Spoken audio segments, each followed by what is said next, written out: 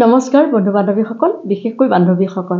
আজি মই আন্তৰ্জাতিক নাৰী দিৱসৰ ওপৰত দুআষাৰ ক'বলৈ আগবাঢ়ি আহিছোঁ।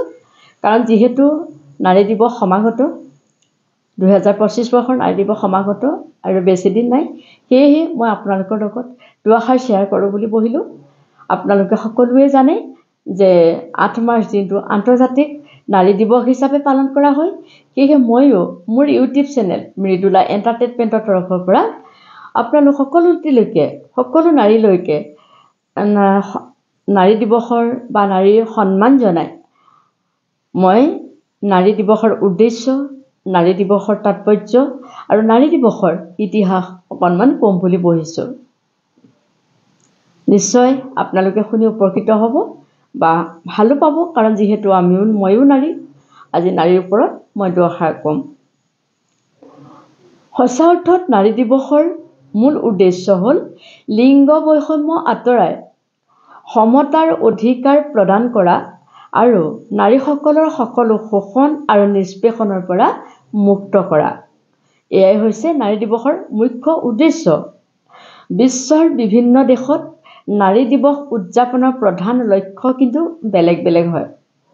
ক'ৰবাত নাৰীৰ প্ৰতি সাধাৰণ সন্মান আৰু শ্ৰদ্ধা জনোৱাই মুখ্য উদ্দেশ্য হয়, আৰু ক'ৰবাত মহিলাৰ ৰাজনৈতিক, আৰ্থিক আৰু সামাজিক অধিকাৰৰ ওপৰত আৰু সবলীকৰণৰ ওপৰত বেছি গুৰুত্ব আৰোপ কৰা হয়।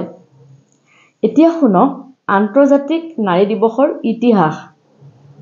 এই আন্তৰ্জাতিক নাৰী দিৱস কেতিয়াৰ পৰা উদযাপন কৰা হৈছে, 8 মাৰ্চ দিনটো আন্তৰ্জাতিক নাৰী দিৱস হিচাপে কেতিয়া পালন কৰা হৈছিল আৰু কিয় কৰা হৈছিল বাৰু জানেনে আপোনালোকে? হয়তো বহুতে জানে আৰু বহুতে নাজানিবও পাৰে, কাৰণ নাৰী দিৱস উদযাপনৰ লগত নাৰী সংগ্ৰামৰ ইতিহাস জড়িত হৈ আছে।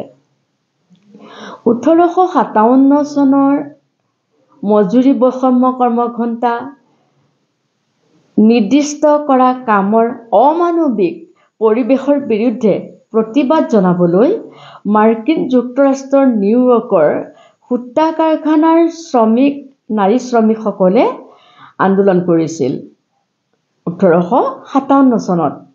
এই আন্দোলন চৰকাৰৰ বিৰুদ্ধে আছিল। আন্দোলন চৰকাৰী পক্ষত নাছিল, চৰকাৰৰ বিৰুদ্ধে আছিল। আৰু চৰকাৰে কঠোৰ হাতেৰে এই আন্দোলন দমন কৰিছিল। 1908 চনত নিউয়ৰ্কত সামাজিক আৰু গণতান্ত্ৰিক নাৰী সংগঠনে আয়োজন কৰা নাৰী সমাৱেশত জাৰ্মান সমাজতান্ত্ৰিক নেত্ৰী ক্লাৰা জেটকিনৰ নেতৃত্বত পোনপ্ৰথমবাৰৰ বাবে আন্তৰ্জাতিক নাৰী সন্মিলন পালন কৰা হৈছিল। 1908 চনত ক্লাৰা জেটকিনৰ নেতৃত্বত প্ৰথমবাৰৰ বাবে সন্মিলন হিচাপে পালন কৰা হৈছিল। ক্লাৰা এগৰাকী জাৰ্মান কমিউনিষ্ট পাৰ্টিৰ সদস্য আছিল। ক্লাৰা ইয়াৰ পিছত 1910 চনত ডেনমাৰ্কত কপেনহেগেনত দ্বিতীয় আন্তৰ্জাতিক নাৰী সন্মিলন অনুষ্ঠিত কৰা হয় 1910 চনত। এই সন্মিলনত 17খন দেশৰ প্ৰায় 100 গৰাকী প্ৰতিনিধিয়ে প্ৰতিনিধিত্ব কৰিছিল। এই সন্মিলনতেই ক্লাৰাই প্ৰতি বছৰে 8 মাৰ্চ দিনটো নাৰী দিৱস হিচাপে পালন কৰিবলৈ প্ৰস্তাৱ দাঙি ধৰিছিল। পালন কৰাৰ বাবে তেখেতে প্ৰস্তাৱ দাঙি ধৰিছিল, আৰু তাৰ ফলশ্ৰুতিতে 1911 চনৰ পৰা নাৰীৰ সম অধিকাৰ হিচাপে এই 8 মাৰ্চ দিনটো পালন কৰা হয়। নাৰীৰ সম অধিকাৰ দিৱস হিচাপেহে পালন কৰা হয় এই 8 মাৰ্চ দিনটো। এই দিৱস পালন কৰিবলৈ বিভিন্ন দেশৰ সমাজতান্ত্ৰিকসকল আগবাঢ়ি আহিছিল। 1914 চনৰ পৰা বহুকেইখন দেশত 8 মাৰ্চ দিনটো পালন কৰা হয়। 1914 চনৰ পৰা বহুকেইখন দেশত এই 8 মাৰ্চ দিনটো পালন কৰা হয়।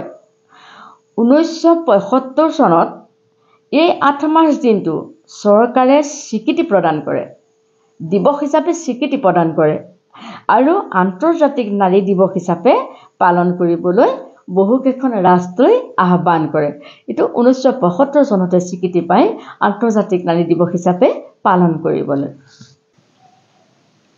ইয়াৰ পিছৰ পৰাই গোটেই বিশ্বজুৰি প্ৰত্যেক বছৰ 8 মাৰ্চৰ দিনটো নাৰীৰ সম অধিকাৰ দিৱস হিচাপে পালন কৰা হয়। বিশ্বৰ বহুকেইখন দেশত আকৌ 8 মাৰ্চৰ দিনটো চৰকাৰী বন্ধ হিচাপে, চৰকাৰী ছুটি হিচাপে পালন কৰা হয়। কিন্তু আমাৰ ভাৰতবৰ্ষত সেইটো নহয়।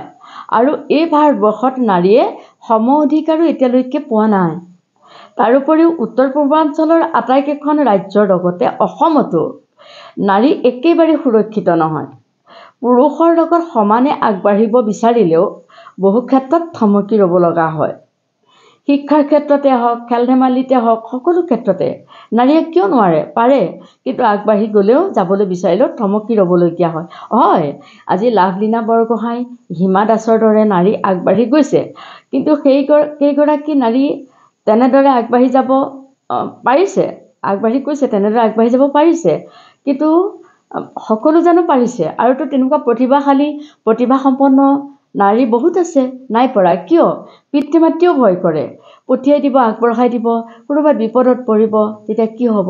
তেনেকুৱা নিচিনা ভাৱ চিন্তা কৰি যিহেতু উত্তৰ পূৰ্বাঞ্চলত বিশেষকৈ নাৰী একেবাৰে সুৰক্ষিত নহয়।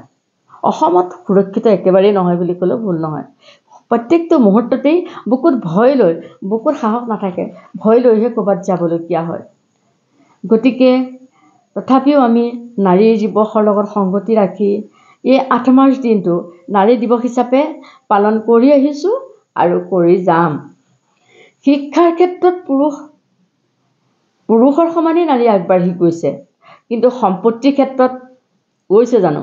শিক্ষাৰ ক্ষেত্ৰত পুৰুষৰ সমানে নাৰী আগবাঢ়ি গৈছে, কিন্তু সম্পত্তিৰ ক্ষেত্ৰততো যাব পৰা নাই। পৈতৃক সম্পত্তি ভাগ, পুত্ৰ সমান ভাগ কন্যাই কেতিয়াও নাপায়।